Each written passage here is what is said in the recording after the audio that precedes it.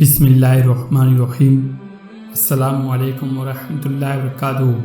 प्यारे नाज़रीन, आज आप सुनने वाले हैं सूरतुल बकरा की आयत नंबर 84 और 85 का तर्जुमा और तफसीर कुरान। तो आइए शुरू करते हैं।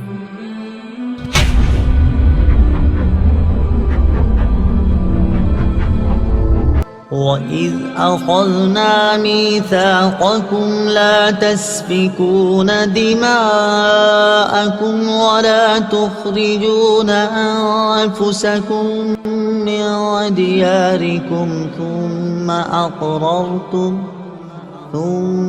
أَقْرَرْتُمْ وَأَنْتُمْ تَشْهَدُونَ۔ ترجمہ: اور یاد کرو جب ہم نے تم سے عہد لیا کہ آپس میں کسی کا خون نہ بہانا اور اپنے لوگوں کو اپنی بستیوں سے نہ نکالنا، پھر تم نے اقرار بھی کر لیا اور تم خود اس کے گواہ ہو۔ وَإِذْ أَخَذْنَا مِيثَاقَكُمْ، اور یاد کرو جب ہم نے تم سے عہد لیا، یعنی اے یہودیوں وہ وقت یاد کرو جب ہم نے تمہارے آباء و اجداد سے تورات میں یہ عہد لیا کہ تم آپس میں کسی کا خون نہ بہانا اور اپنے لوگوں کو اپنی بستیوں سے نہ نکالنا، پھر انہوں نے اس عہد کا اقرار کر لیا اور تم خود بھی اپنے آباء و اجداد کے اس اقرار کے گواہ ہو۔ ثم أنتم هؤلاء تقتلون أنفسكم وتخرجون فريقا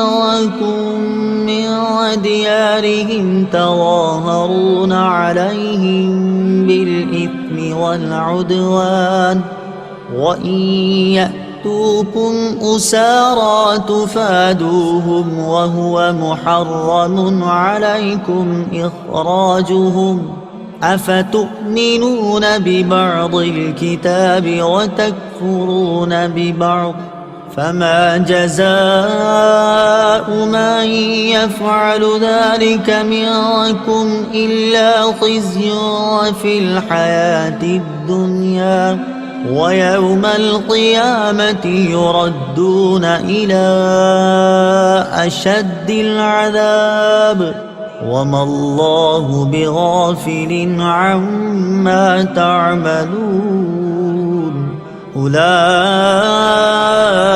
الذين اشتروا الحياة الدنيا بالآخرة فلا يخفف عنهم العذاب ولا هم ينصرون۔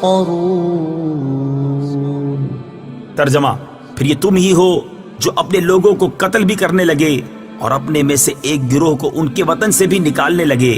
تم ان کے خلاف گناہ اور زیادتی کے کاموں میں مدد بھی کرتے ہو، اور اگر وہی قیدی ہو کر تمہارے پاس آئے تو معاوضہ دے کر انہیں چھڑا لیتے ہو، حالانکہ تمہارے اوپر تو ان کا نکالنا ہی حرام ہے۔ تو کیا تم اللہ کے بعض احکامات کو مانتے ہو اور بعض سے انکار کرتے ہو؟ تو جو تم میں ایسا کرے اس کا بدلہ دنیاوی زندگی میں ذلت و رسوائی کے سوا اور کیا ہے، اور قیامت کے دن انہیں شدید ترین عذاب کی طرف لوٹایا جائے گا۔ اور اللہ تمہارے اعمال سے بے خبر نہیں۔ یہی وہ لوگ ہیں جنہوں نے آخرت کے بدلے دنیا کی زندگی خرید لی، تو ان سے نہ تو عذاب ہلکا کیا جائے گا اور نہ ہی ان کی مدد کی جائے گی۔ ثم انتم ہؤلاء، پھر یہ جو تم ہو، تفسیر صراط الجنان میں ہے۔ اس آیت میں حضور پرنور صلی اللہ تعالی علیہ وسلم کے مقدس زمانے میں موجود یہودیوں کے عجیب و غریب طرز عمل کا بیان ہے۔ اس کا پس منظر یہ ہے کہ تورات میں بنی اسرائیل کو 3 حکم دیے گئے تھے۔ نمبر 1، ایک دوسرے کو قتل نہ کرنا۔ نمبر 2، ایک دوسرے کو جلا وطن نہ کرنا۔ نمبر 3، اگر وہ اپنی قوم کے کسی مرد یا عورت کو اس حال میں پائیں کہ اسے غلام یا لونڈی بنا لیا گیا ہے تو اسے خرید کر آزاد کر دیں۔ نسل در نسل یہ عہد چلتا رہا، یہاں تک کہ مدینہ منورہ کے گرد و نواح میں آباد یہودیوں کے 2 قبائل بنی قریظہ اور بنی نذیر میں منتقل ہوا۔ اس وقت مدینہ شریف میں مشرکوں کے 2 قبیلے اوس اور خزرج رہتے تھے۔ بنی قریظہ اوس قبیلے کے حلیف تھے اور بنی نذیر خزرج قبیلے کے حلیف تھے، اور ہر ایک قبیلے نے اپنے حلیف کے سامنے قسم اٹھا رکھی تھی کہ اگر ہم میں سے کسی پر کوئی حملہ آور ہوا تو دوسرا اس کی مدد کرے گا۔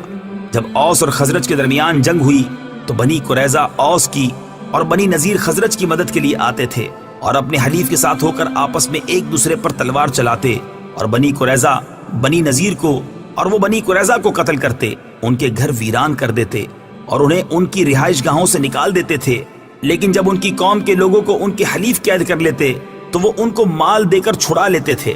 مثلاً اگر بنی نذیر کا کوئی شخص اوس قبیلے کے ہاتھ میں گرفتار ہوتا تو بنی قریظہ اوس قبیلے کو مالی معاوضہ دے کر اس کو چھڑا لیتے، حالانکہ اگر وہی شخص لڑائی کے وقت ان کے ہاتھ آ جاتا تو اسے قتل کرنے میں ہرگز دریغ نہ کرتے تھے۔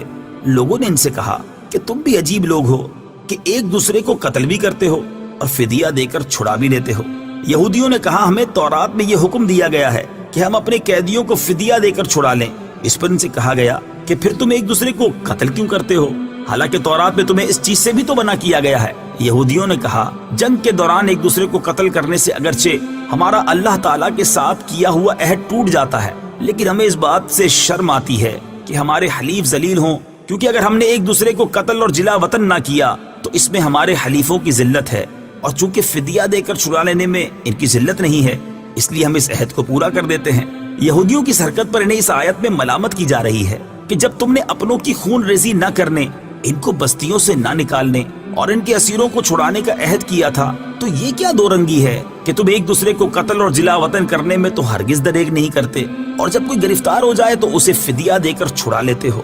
اور جن باتوں کا تم نے عہد کیا تھا ان میں سے کچھ باتوں کو ماننا اور کچھ کو نہ ماننا کیا معنی رکھتا ہے؟ جب تم ایک دوسرے کو قتل اور جلا وطن کرنے سے باز نہ رہے تو تم نے عہد شکنی کی اور حرام کے مرتکب ہوئے۔ افتؤمنون ببعض الکتاب، کیا کتاب کے کچھ حصے پر ایمان رکھتے ہو؟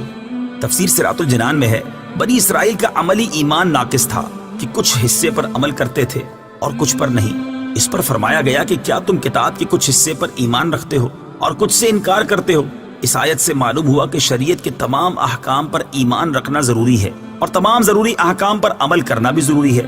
کوئی شخص کسی وقت بھی شریعت کی پابندی سے آزاد نہیں ہو سکتا، اور خود کو طریقت کا نام لے کر یا کسی بھی طریقے سے شریعت سے آزاد کہنے والے کافر ہیں۔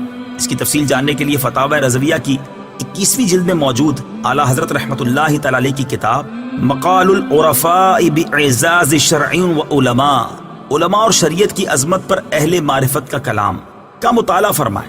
یاد رہے کہ عظمت توحید کو ماننا لیکن عظمت رسالت سے انکار کرنا بھی اسی زمرے میں آتا ہے کہ کیا تم کتاب کے کچھ حصے کو مانتے ہو اور کچھ حصے کا انکار کرتے ہو۔ خزی فی الحیات الدنیا، دنیا کی زندگی میں رسوائی۔ تفسیر صراط الجنان میں ہے بنی اسرائیل کی دنیا میں تو یہ رسوائی ہوئی کہ بنی قریظہ 3 ہجری میں مارے گئے اور بنی نذیر اس سے پہلے ہی جلا وطن کر دیے گئے۔ اس سے معلوم ہوا کہ کسی کی طرفداری میں دین کی مخالفت کرنا اخروی عذاب کے علاوہ دنیا میں بھی ذلت و رسوائی کا باعث ہوتا ہے۔ دنیا کے بڑے بڑے معاملات کو اس آیت کے تحت دیکھا جا سکتا ہے۔ نیز یہ بھی معلوم ہوا کہ کبھی گناہوں کی شامت سے دنیاوی آفات بھی آ جاتی ہے۔